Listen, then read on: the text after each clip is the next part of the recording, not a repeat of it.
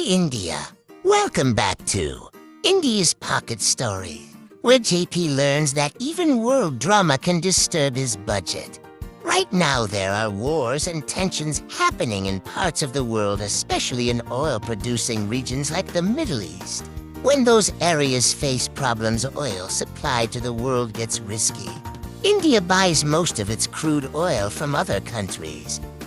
So if war or tension pushes oil prices up globally, petrol and diesel prices in India can also rise. JP doesn't watch world news, but his bike feels it.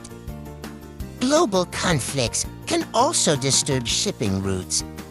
Ships may take longer, transport costs rise, and imported goods like electronics or cooking oil can become more expensive. So even if the war is far away, your grocery bill, fuel cost, and online shopping prices might slowly go up.